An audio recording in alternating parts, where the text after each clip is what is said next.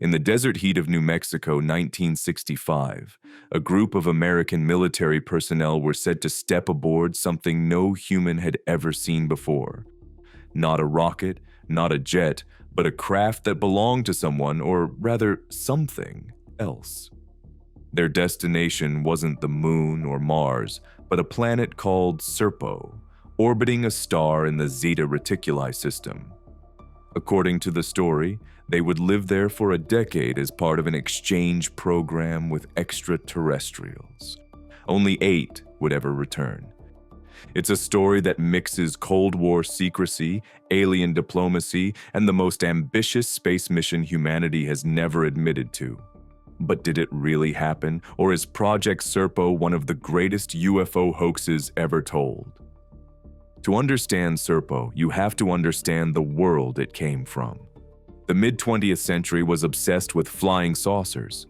The Roswell crash of 1947 lit the fuse, planting the idea that maybe we weren't alone, and that the government wasn't telling us everything.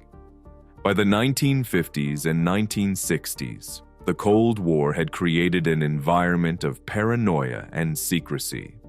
Covert operations, classified documents, and rumors of secret projects weren't just common, they were expected. Against this backdrop, stories of government contact with aliens thrived. Groups like Majestic 12, supposedly a secret committee of scientists, generals, and officials, were already rumored to exist, charged with handling alien technology and contact. Fast forward to the early 2000s, when anonymous emails began circulating online. These messages claimed to be from former intelligence officials, revealing details of a decades-old project hidden from the public. That project was Serpo, and the story they told was almost too wild to believe.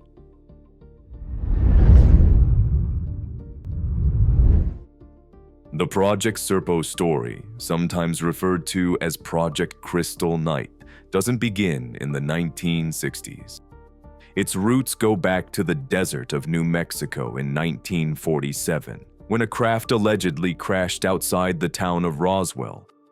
Not everything inside was destroyed. According to the tale, at least one being survived the impact. This alien, later called an EBEN, short for extraterrestrial biological entity, wasn't the monstrous invader of pulp magazines. Eyewitness descriptions painted it as small, frail, with large dark eyes and an almost childlike demeanor.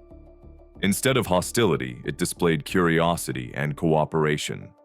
The story goes that the EBEN was taken into U.S. custody, where it lived for years under government watch. Doctors tended to it, linguists tried to communicate, and scientists struggled to understand its biology.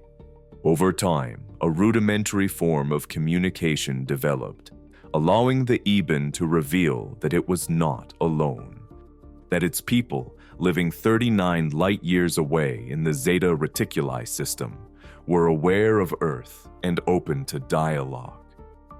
Through this single survivor, lines of communication were supposedly opened between two civilizations. A relationship began to form, one built on patience, secrecy, and a growing sense of trust.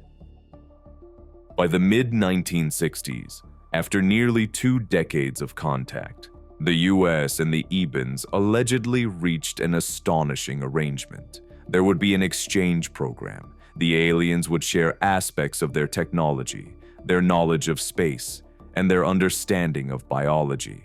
In return, the United States would send a group of human beings to live among them, to learn, observe, and ultimately return with knowledge that could transform our world. From thousands of military personnel, 12 were chosen, 10 men and 2 women. They were said to be selected for their intelligence, adaptability, and physical health. More importantly, they had to be psychologically resilient, able to face isolation, alien customs, and the knowledge that they might never see Earth again. The preparation was intense. The volunteers allegedly trained in desert conditions to simulate Serpo's harsh climate.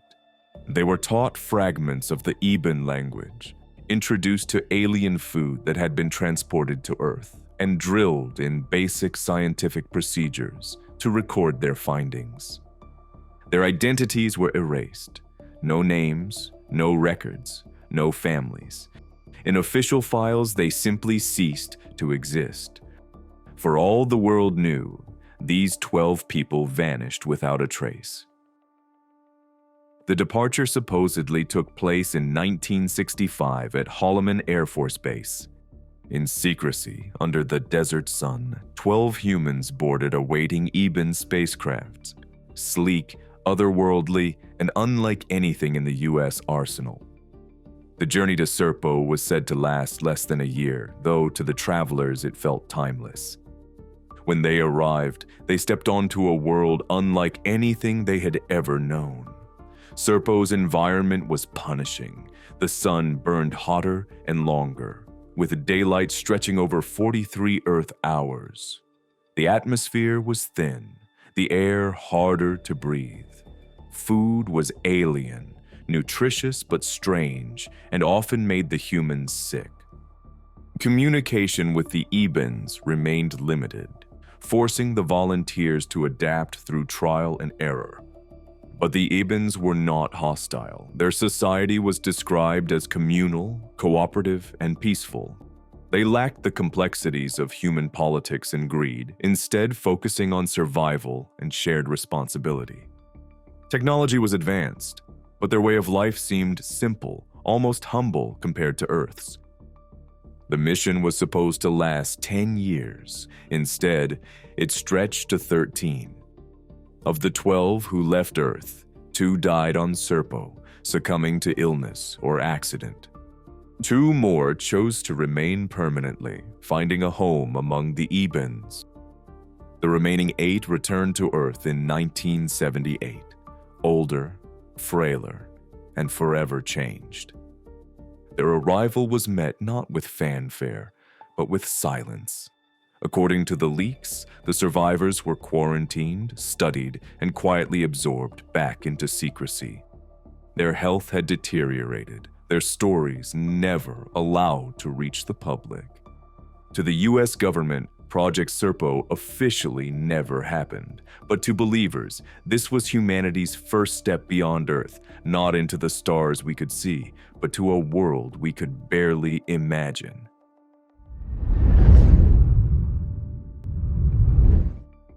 For a story as unbelievable as Project Serpo, the details alone aren't enough. If 12 Americans really traveled across the stars, where's the proof? Believers argue that there is proof, or at least enough to raise eyebrows. Over the years, a patchwork of documents, testimonies, and technical claims has been presented, stitched together into what some see as a compelling case. To supporters, Serpo isn't just a rumor whispered in UFO chat rooms. It's a story backed by leaked files, eyewitness insiders, and even astronomical data. The documents. The Serpo saga first hit the public eye in November 2005 on a private UFO discussion forum run by former intelligence officer Victor Martinez. A series of emails began appearing. They claimed to come from a retired employee of the Defense Intelligence Agency, known only as Anonymous. These emails didn't read like conspiracy chatter. They had the cadence of internal memos, blunt, technical, and filled with jargon. They described the training of the 12 volunteers, their departure from Holloman Air Force Base, and even the environment on Serpo itself. Soon, the leaks multiplied. A full mission logs appeared, a day-by-day accounts of the journey, the conditions on Serpo, and the interactions with the Ibans. The documents included coordinates, star charts, technical terminology, and military phrasing. Some were marked with what appeared to be classification stamps, project codes, and bureaucratic headers. To UFO researchers, this was a revelation. For decades, most alien stories were just anecdotes. Now there were documents, pages and pages of them. Whether forged or not, they gave Serpo an air of legitimacy. Eyewitness testimonies. Not long after the documents surfaced, whispers of first-hand testimony followed. Several individuals, always anonymous or speaking under pseudonyms, claimed to have ties to U.S. intelligence. They said they had seen references to Serpo in classified archives decades earlier, or heard stories from colleagues with direct involvement. Some went further, hinting that they had personally met members of Majestic 12, the secret committee allegedly managing extraterrestrial contact. According to them, Serpo wasn't a fringe rumor.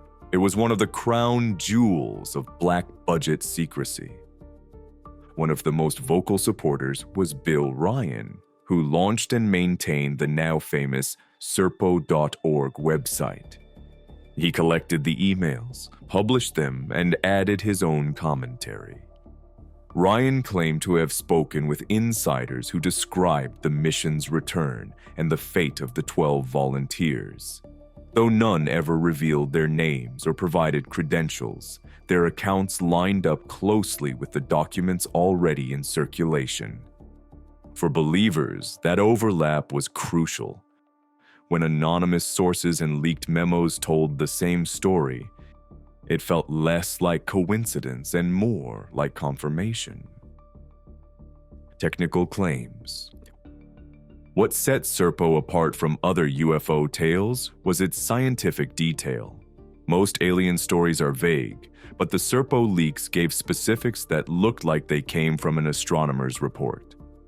According to the files, Serpo orbited Zeta Reticuli 2, one star in a binary system about 39 light-years away. The planet had slightly stronger gravity than Earth, making movement exhausting at first. Its atmosphere was thinner, with less oxygen, forcing the human crew to adapt slowly. The planet's day lasted 43 Earth hours, with long stretches of blinding sunlight and punishing heat. Native flora were described as tall, thin stalks adapted to the prolonged daylight. The fauna included strange animal-like creatures, though their biology was barely understood. These weren't just broad strokes, they were tables of data, atmospheric breakdowns, and climate descriptions. For skeptics, it felt like overcompensation, as if the hoaxer was trying too hard. But to believers, the detail was exactly what made it compelling. It suggested knowledge beyond what an ordinary storyteller could invent. Consistency with Roswell lore. Finally, Serpo didn't exist in a vacuum. Its greatest strength may have been how seamlessly it plugged into existing UFO mythology. The Ebens were said to be the same beings recovered from the Roswell crash of 1947. To many, that connection alone gave the story weight.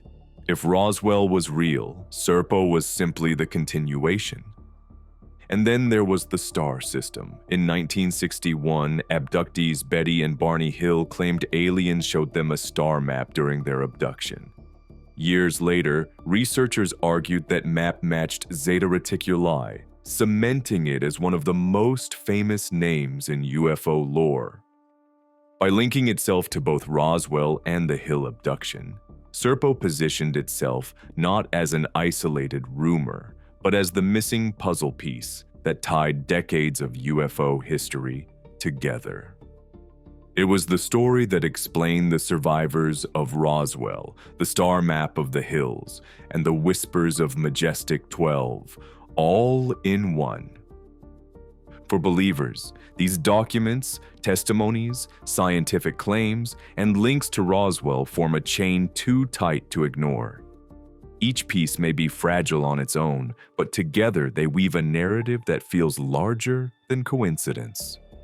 Yet the stronger the story looked, the more it invited scrutiny. And when skeptics began pulling at those same threads, the chain didn't just weaken, it started to unravel.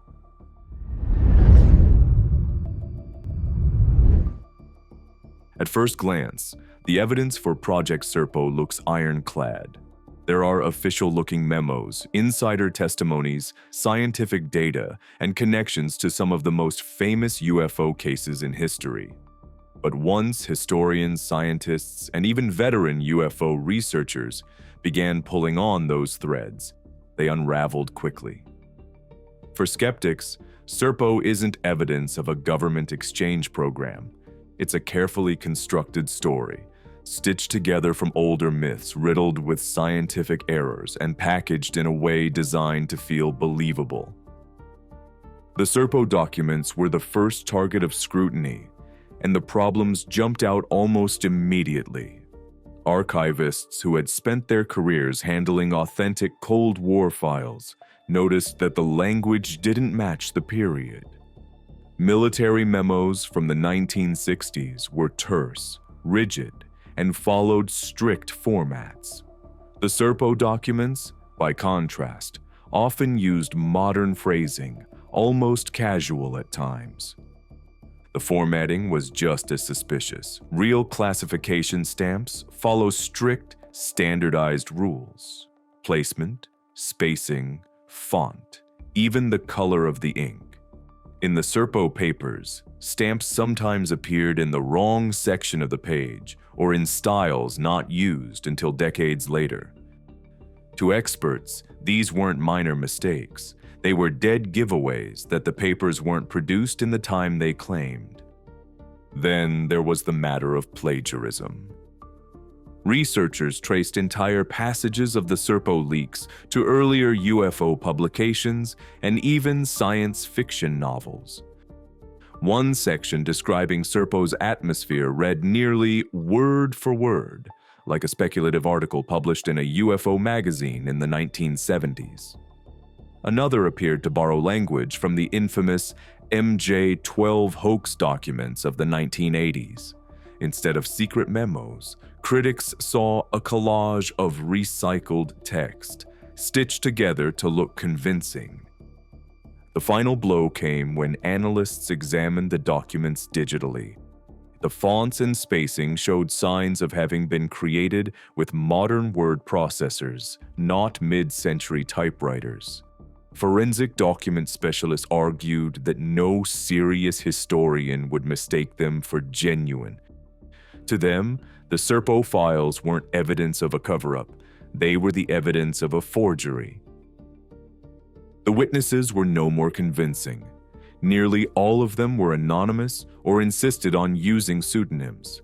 Not one ever came forward with proof of service in the intelligence community. And while anonymity isn't unusual in whistleblower circles, the inconsistencies in their stories raised more red flags than trust. Some testimonies said 12 people went on the mission and only 8 returned. Others swore all 12 came back. A few claimed that 2 stayed behind, while others insisted that detail was invented later. Even the timeline was messy. One insider placed the departure in 1962, while another insisted it was 1965. Then there were factual slip-ups. In one testimony, a supposed insider described Holloman Air Force Base as if it were laid out like a commercial airport, with a terminal building and gates.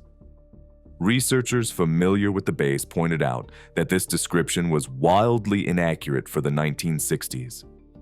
Bill Ryan, who popularized the story online, admitted that his sources were difficult to vet and that some were clearly contradictory.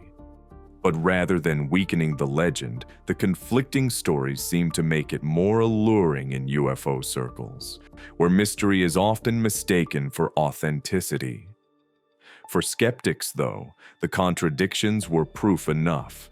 These weren't coordinated whistleblowers. They were storytellers spinning different versions of the same myth. The technical details, ironically the very thing that made Serpo feel grounded, were where scientists found the most glaring problems. Astronomers zeroed in on the claim that Serpo orbited Zeta Reticuli 2, about 39 light-years away. While Zeta Reticuli is real and has been studied extensively, there's no evidence of Earth-like planets there. Its binary nature actually makes stable orbits harder to maintain, and certainly not in the configuration described in the leaks. The 43-hour day cycle was another point of contention. Planetary scientists argued that such long periods of daylight would lead to extreme temperature swings, scorching heat during the day and freezing cold at night. The documents, however, described a world harsh but survivable, which didn't add up with physics. The atmospheric description didn't fare better. With the claimed oxygen levels, humans would have needed sustained assistance, masks, tanks, or constant medical adaptation. Yet the logs described only minor sickness and eventual acclimation. To experts, this wasn't cutting-edge xenobiology. It was lazy world-building. Even the travel time raised eyebrows. The journey was said to have taken less than a year to reach a star, nearly 39 light-years away. By comparison, Voyager 1, humanity's fastest spacecraft, has been traveling for nearly half a century and hasn't even left the solar neighborhood. No propulsion system known then or now can account for the leap. For scientists, Serpo didn't reveal hidden knowledge. It revealed just enough familiarity with astronomy to sound convincing to the general public, while collapsing under professional scrutiny. Finally, the very thing that made Serpo so compelling to believers, the way it tied into Roswell and the Betty and Barney Hill abduction, was also its undoing. Skeptics pointed out that Serpo borrowed too perfectly from existing UFO lore. By naming the aliens Ebens, it anchored itself to Roswell, the cornerstone of American UFO mythology. By placing their home in Zeta Reticuli, it latched onto the Hill's famous star map, which had already become a household reference among UFO enthusiasts. To critics, this wasn't an accident. It was the hallmark of a constructed story. By weaving itself into myths people already believed, Serpo gave itself a veneer of credibility.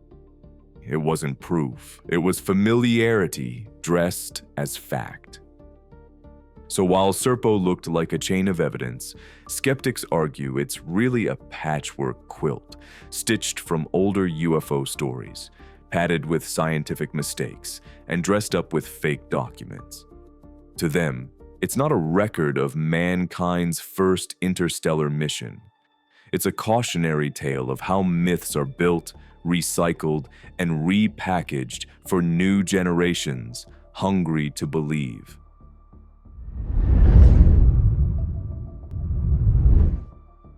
If the evidence for Project Serpo doesn't hold up, then why has this story endured? Why do people still debate it, reference it, and retell it decades later? To understand that, we need to step away from the documents and testimonies, and instead look at the theories. Because sometimes, a story can be powerful not because it's true, but because of what it represents. A disinformation campaign. If Serpo wasn't real, then why go through the trouble of fabricating such an elaborate tale? One possibility is that it was never meant to be taken at face value. Instead, it was a smokescreen, a carefully engineered distraction seeded by US intelligence during the Cold War. We know this wasn't unusual. In fact, deliberate disinformation was standard operating procedure. Both the United States and the Soviet Union relied heavily on false stories to muddy the waters. A well-placed rumor could waste an enemy's time, sow confusion, or draw attention away from projects that actually mattered. UFOs, with their blend of mystery and plausibility, were perfect fodder for this tactic. There's a chilling precedent in the case of Paul Bennewitz. In the 1980s, Bennewitz was a businessman in New Mexico who became convinced he was picking up alien signals near Kirtland Air Force Base. He reported his findings to the authorities, expecting investigation. Instead, Air Force officers allegedly fed him even more outrageous information: fabricated documents, false leads, and staged evidence. For years, Benowitz believed he had uncovered proof of extraterrestrial activity, when in reality, he was being deliberately misled. The reason? To keep him distracted from classified weapons testing in the same area. Serpo fits neatly into that playbook by flooding UFO circles with a story that was dramatic, specific, and impossible to verify. Intelligence agencies could effectively keep researchers chasing their tails. While conspiracy theorists debated over alien diets, oxygen levels, and travel times, the real secrets, experimental aircraft, reconnaissance satellites, Cold War defense systems, remained hidden in plain sight. There's also the possibility that Serpo wasn't just about distraction, but about testing belief itself. By leaking the story in the early 2000s, when the internet was becoming the new battleground of information, intelligence agencies may have been watching to see how communities reacted. Who picked it up? How far did it spread? Which details were embraced and which were ignored? Serpo, in this light, becomes less of a hoax and more of an experiment in controlling narrative. If that's the case, then Project Serpo was never about contact with aliens.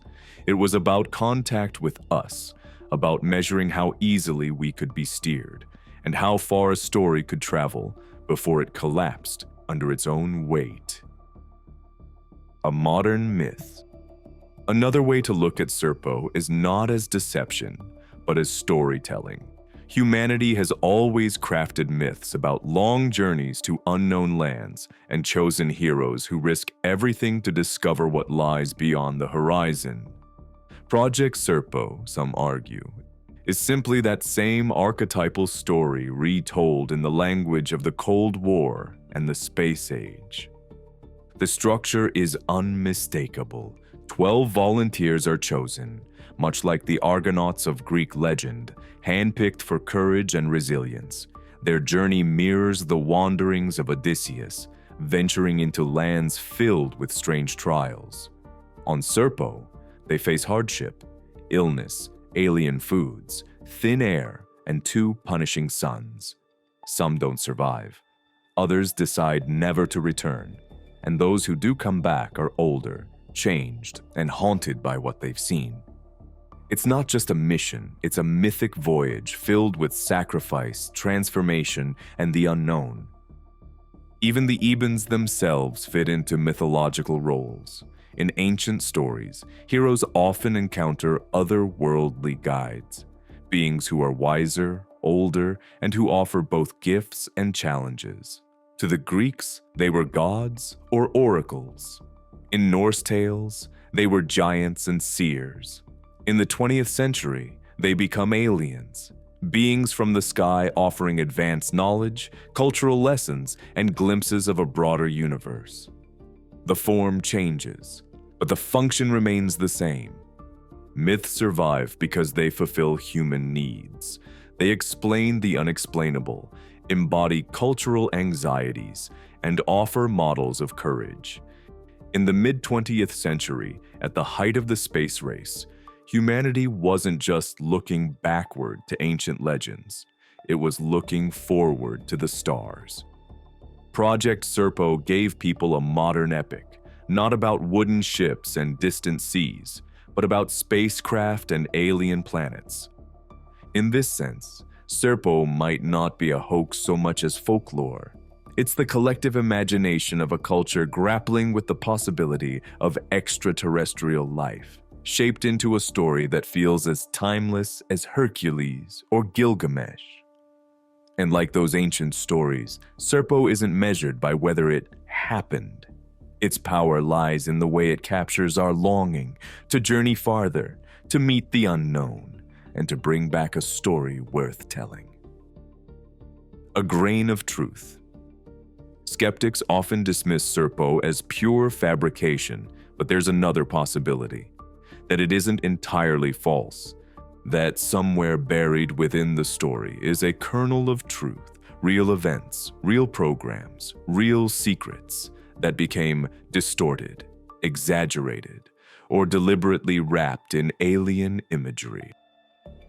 The 1960s were a time of enormous ambition in space exploration, both public and secret. NASA was racing to the moon, but behind the curtain, the US military was running projects that the public knew little or nothing about. Programs like the Manned Orbiting Laboratory, MOL, aimed to put military personnel in space for long durations, spying on adversaries and testing the limits of human endurance. The Apollo Applications Program planned to extend the Apollo missions, turning moon landings into longer-term ventures. Many of these projects were canceled, classified, or absorbed into other programs, leaving behind whispers without closure. What if someone with partial knowledge of these efforts tried to connect the dots? A long-term mission in a hostile environment could easily, over time, be exaggerated into a trip to another planet. Harsh conditions in a sealed habitat could be reimagined as alien atmosphere, and the secrecy surrounding these projects provided fertile ground for speculation.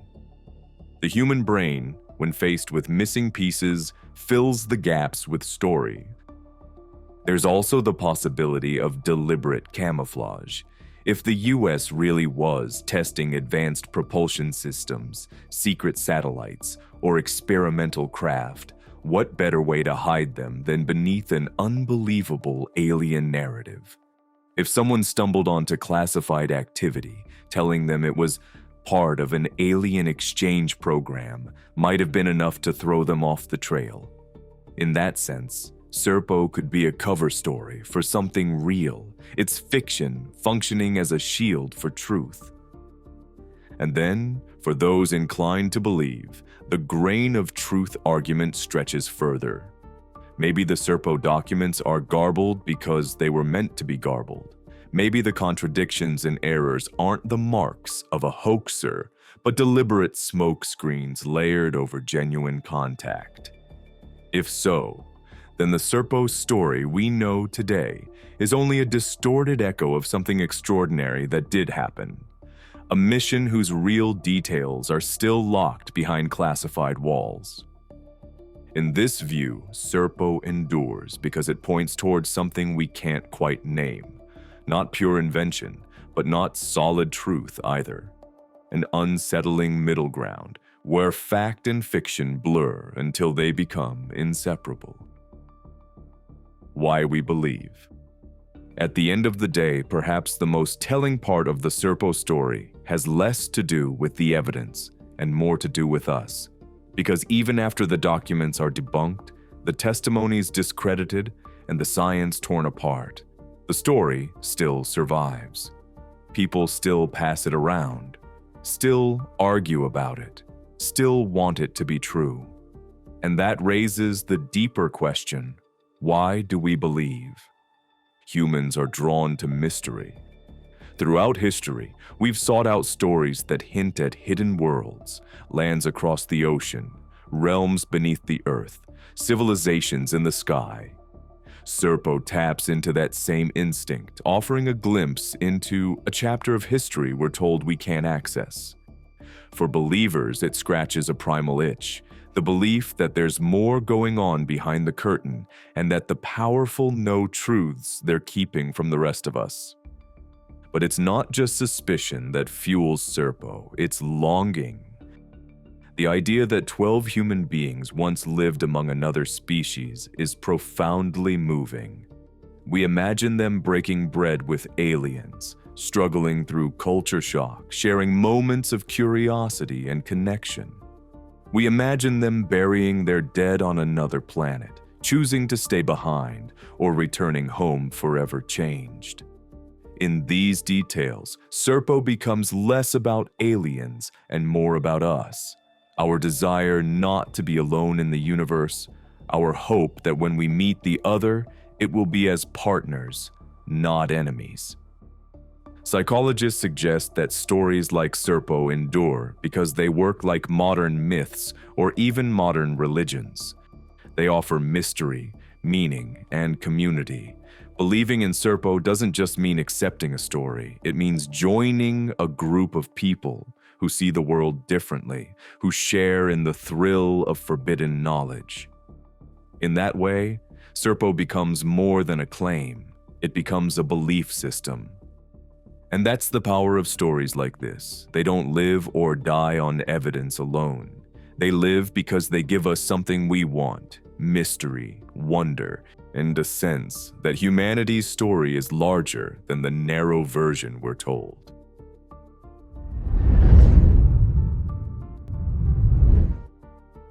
Project Serpo is one of those stories that sits right on the edge of possibility.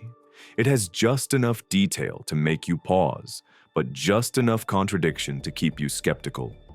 On paper, it's the tale of 12 Americans who left everything behind to live among an alien race. In reality, it might be nothing more than a carefully constructed myth or a weaponized lie. But here's the thing. Serpo endures because it's bigger than the evidence. It plays on our deepest hopes and fears, the dream of traveling beyond the stars, the fear of being lied to by those in power, the question of whether humanity is truly alone. So what do you think?